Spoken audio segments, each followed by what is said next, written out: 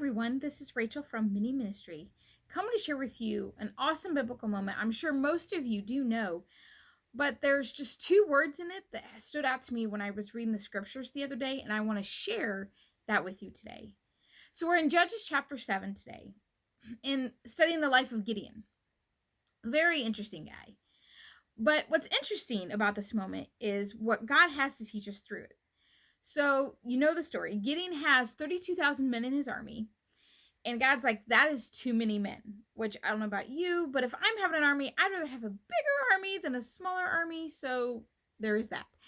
So he has 32,000 men. God's like, that's too many. They'll boast. They'll say it's their own pride. We got to do something about this. So tell you what, tell any men who are afraid or scared to fight that they can go home. So he announces this to his army and says, if any of you are afraid to lose your lives, if any of you are afraid to fight, if any of you are scared in any way or have, concerns, just go. So 22,000 men leave. So now he's down to 10,000, which is still a pretty good sized army, I got to tell you. But still, God's like, that's still too many people. And I got to wonder, is Gideon like, how far is God going to go here? I mean, that's a pretty significant split of 32,000 now down to 10. That's a pretty significant amount of people there. So he says, tell you what you're going to do. You're going to take them down to the water. And I want you to have them to get a drink and see how they drink. Whether they bend down to drink it out of the river themselves, or will they cup it in their hands and lap it up like a dog? Now, I got to tell you, when I was reading this, I asked the same question of my family. I said, if I took you to a lake or to a river or whatever and said, okay, drink the water without giving you any other, parameters, what would you do? And both of my guys said that they would have cupped it in their hands and, drank it like that. And I'm like, interesting. I've never really thought about it, but I could see why you just go down, bend down and drink it up, but I could also see why you'd cup it.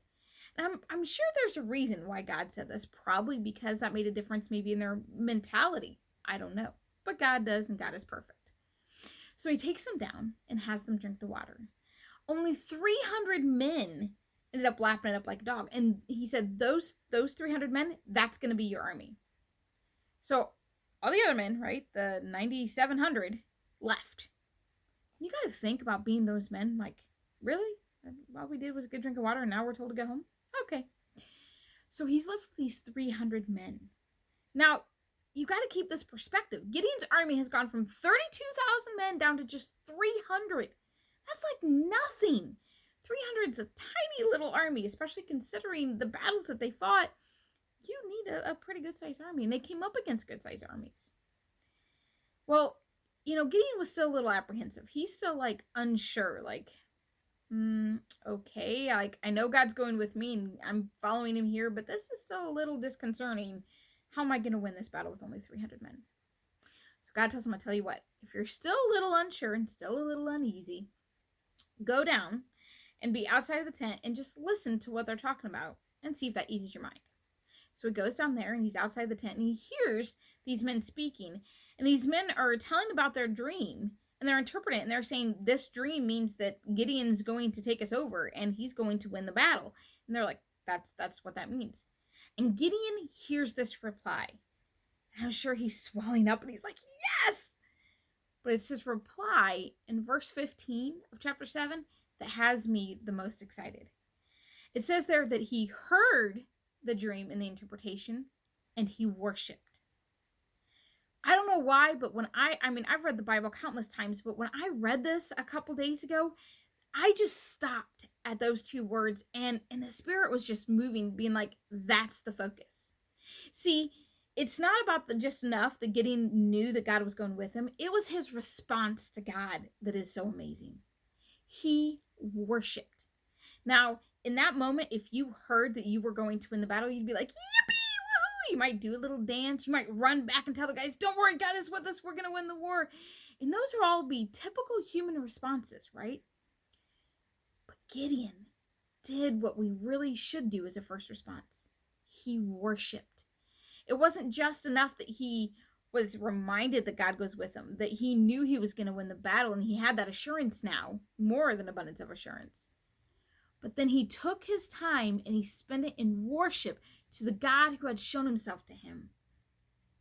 I I don't know about you, but how many times in our lives do we not do that?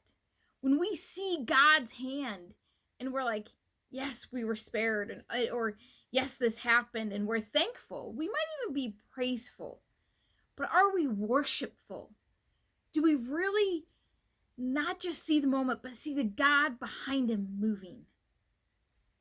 I love this. Simple 2 words. He worshiped. And it's caused me personally to reflect, do I worship when these moments happen? When those good moments come knocking at my door, am I more than just saying thank you and yes and just moving on? Or am I truly worshiping the God who's given to me? This is something we should all ask ourselves, and something I want to ask you. Are you worshiping? When these moments occur, are you worshipful? Not just thankful, which is a good thing to be, but worshipful of who God really is. We see his hand every day, my friends. We should be worshipful through them all. So there you go. Judges 7. I absolutely love this moment of Gideon. It is just astounding to me. But I bet you his faith grew exponentially after that moment. Not just because of the assurance that God had given him, but he himself grew in faith and grew in his worship and his awe and his reverence of who God was. We should desire the same. I hope you all have a great day, a great week, and until next time.